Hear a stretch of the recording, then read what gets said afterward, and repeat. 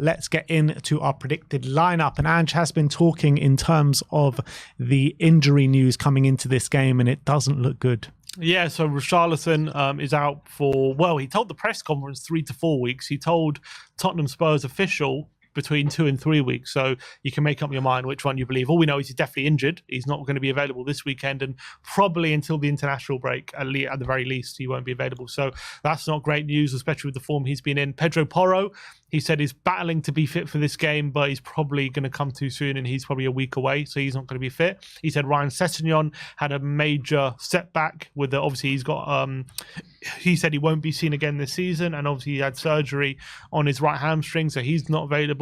He said Manuel Solomon they hope to have him back at an earlier date, but he's had a few setbacks and he's still, quote, a long way away from joining the group. So he's not going to be available this game, which was rumoured a couple after the Wolves game that he would be available. So really sad to hear that he's still a long way away. But in more positive news, obviously Destiny was rumoured to be out of this game. He was out of the Wolves game, but he said he has trained all week and should be available for tomorrow. So that's a bit of positive news there. Yeah, I think that Manuel Solomon news is a massive blow to us, to be honest, because I feel like in terms of the wingers that we do have, he's the one that actually has the attributes that Ange really wants to see from a winger. And I was really excited at the prospect of him coming back into the side, or as an option anyway. So I think that one's a massive blow for us. But let's get into predicted lineup and start off with the London goalkeeper of the year, Vicario. Yeah, and look, I guess the most obvious things to point out is in this kind of game, set pieces. I think Palace, I believe, scored the opening goal against Burnley from a set piece, and I actually think they created a lot of chances from set pieces. So that's definitely something to watch out. In fact, we've conceded the 4th most XG from set pieces this year in the league. So Vicario is going to have to be on his game from that, and any kind of counter-attack he can stop will be very helpful. But hopefully he's not so busy in this one. Yeah, let's hope so. That's Vicario. And go right back. We're going to side with Emerson Royale, seeing as Porro is out injured. Is there potentially a case for someone else to fill in there, or do we think Royale's going to straight back in? I hope so, to be honest. If I was Ange, considering how Emerson played last game, I wouldn't play him, and I would maybe get a bit creative. Maybe put Sarr there, put another midfielder in, and maybe even put Sarr there and go with 2 number 10s. That would be also something interesting. However, I don't know if Ange is that cutthroat that after one bad game, considering he hadn't played for so long, he's just going to completely chuck him out. So considering he is our other senior right back, I do think he comes back in and continues to play. But if he has another stinker, Ange has to take responsibility for that. Look, there is a case actually, like we heard the Dragusin's agent, didn't we, in midweek or last week, saying he didn't promise, but he said that Dragusin by the end of the season will play with enough minutes to be fine for the Euros and have enough match practice for the Euros. So maybe he knows something that we don't. Maybe there is a case of Romero going right back and Dragusin stepping in right centre back. Yeah, that's what I would do. If Dragusin is going to come in, I would definitely keep him centre and put Romero on the right. Or maybe you can go with a back 3 and match up Palace but match them up in a way which gives you the numerical advantage in certain areas. So maybe that's a way to move forward with it, which would be very interesting. I do think Romero's got all the attributes to play that inverted right back role. Like, why not? Because he's more or less in that position in terms of the centre midfield all the time anyway. So I would love to see Romero maybe fill in at right back this weekend, but we are going for Romero as the right centre back. Yeah, no surprises there. He's going to be very important for him to deal with a very physical striker like Mateta. I don't think Mateta's going to be trying to run in behind, because I think he knows that Van de Ven will have that. So I do think he's going to be trying to get the ball to feet and trying to hold the ball up for his teammates. And it's going to be more on Romero, I feel like, to deal with those kind of situations. So Mateta can be quite a handful if you let him. So he's going to have quite a game cut out for him, Romero, I think. What are we saying? Eberechi Eze to play on the left wing? Probably, yeah.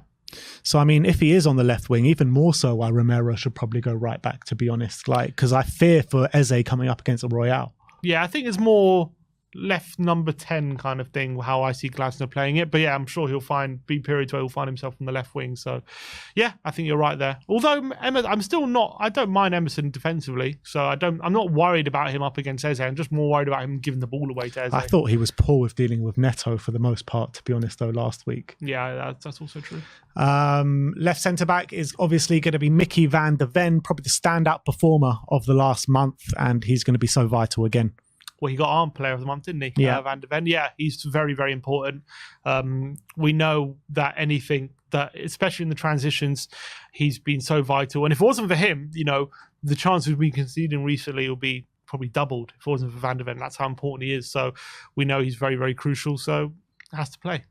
Left back to make up that back four will be a welcome return to Destiny Udogie, because I feel like maybe if one or Udogie play, it's just so much. But like when we had Davis and Emerson there, we just lose a whole element to our game. But at least if one of them's there, that deficit is halved. Yeah, for sure. And hopefully he's 100% fit going into this game. Obviously, we know we've got a big game against Villa next week and we need him for that one. So we don't want to take any risks. But it sounds like Ange wants him available, thinks he's available. That's going to be really important. And especially with the way Glasner likes to play with his back five, he's going to have his work cut out dealing with Ayew and potentially dealing with a wing back as well. So it's not going to be easy for Udogie, but hopefully we can maybe this break. I know he's been injured. Maybe this little bit of a break will get him re-energized. Yeah, he has trained all week, so I don't think there's probably any excuses not to play him. Moving into the number 6, we are going to go for Yves Basuma. There is a case for Rodrigo Bentancur. Neither are playing unbelievably well at the moment, but I just feel like Basuma probably has the shirt at the moment, playing a tad better than Bentancur. Yeah, I think so. And I think as well, Basuma has more the characteristics that Ange wants in that position. So I do think he'll persist with him. I think as well, it's important that Ange has seen that Basuma can do that role in the number 6. And apart from 20 minutes against Villa, we haven't seen it from a whole game out of Bentancur yet. Not to say he can't do it, but I'm just saying we haven't seen it yet. So I do think for now... Was Bentancur in the 6 that game? Was he not in the 8? Against Villa, he was in the 6. Oh, was he? Yeah, because we played Kulusevski next to the Celso. Right, yeah. So I do think he's going to persist with Basuma for now. But if Basuma doesn't drastically improve, I don't see a reason why that can't change, in the next game or so. But I think... Look, I actually don't think he was terrible against Wolves, but... It's still not what we want and what we need from that position. So I want to see a more confident Basuma here. That's the thing, though. Like, he needs to be getting back to those levels for the first 10 games. That's what we need our 6 to provide. And he's just not doing that. Yeah, he's doing well in terms of breaking up play. But in terms of going the other way and really helping us in terms of dictating the tempo of the game, pace setting of the game, and hurting the opposition, he's just not doing that. Yeah, and the problem with him is his passing is quite safe. It's not like he doesn't have the most adventurous passing range. So if he's not doing that risk taking when it comes to his dribbling, then all of a sudden he just becomes a bit too safe. And that we need someone who's a bit more of a risk taker. Yeah. And if he's not going to do that, then he needs to up his passing. Yeah, absolutely. On the right-hand side of the midfield, we're going to go for Pape Matar Sarr, who's playing really well at the moment. Didn't have the greatest game against Wolves, to be fair, but apart from that, since he's come back from the AFCON, he's been brilliant. Yeah, I'm pretty happy with Sarr. Again, I said it before, I would be tempted to play Sarr right back potentially and maybe put a number 10 next to Madison, Madison Basuma. But we think I don't see Ange actually doing that. I'll be surprised if he does. I'll be impressed if he does. Maybe it shows an ability to be a bit more adaptable. But I do think Sarr will definitely start one way or another. I do expect it to be in centre mid, and he's got a big role to play, making sure that Adam Wharton, who's been quite influential in recent weeks, doesn't gain a foothold in this game. And then to make up that midfield 3 will obviously be James Madison on the left-hand side of that 3. I was quite disappointed with him in the Wolves game, because when you've got a team sitting as low as Wolves did, we need someone special to pick that lock, and he's got it in his locker. Not even just to pick the lock, but maybe just take a shot from 25 yards, 30 yards. We know he's got that in his locker as well, and he just didn't do that. Yeah, that was probably his worst game since his return. I actually think he's been pretty good since his return, but that was a massive step backwards, unfortunately. Need him to get back to kind of how he was at the beginning of the season. We know how effective he can be. He's obviously a wonderful player. And in this kind of game, it's very important that he when he's in the box, he's looking to draw foul, look to draw penalties, looking to weave in between those challenges with little space, because he's one of the best midfielders at doing that. So that's a really important skill when you're trying to break down a low block. Absolutely. So that's Basuma, Sarr and Madison in middle three. Moving over to the right wing, we're going to side with Dejan Kulusevski. There is a chance Brennan Johnson could fill in there, but I feel like with what Palace provide, the way they set up, I just feel it's much more suited to Dejan Kulusevski. I think so. And obviously he did score in the last game, albeit it wasn't his best performance. He did get a nice goal. And I think when we're trying to break down this low block of Palace, I think it's going to be more important to have someone like Kulusevski there being creative, getting touches around the box, rather than Johnson, who, gives the ball away a lot. Unfortunately, right now, where space is going to be restricted as well. The only thing I would say is, where Johnson would have his benefit is if, Werner has the ball on the left, Johnson's going to be there at the back post, and that can be very invaluable when you're playing a team like Palace.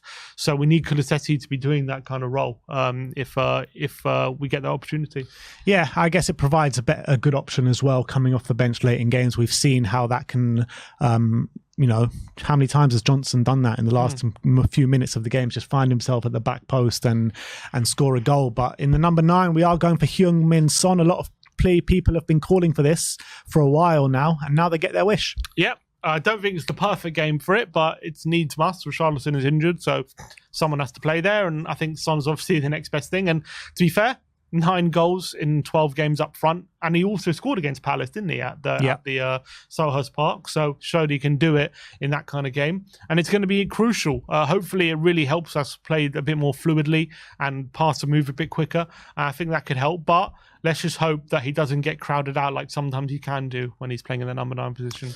And then to make up that final 11 on the left-hand side, with Solomon being out, I think Timo Werner comes back into the side.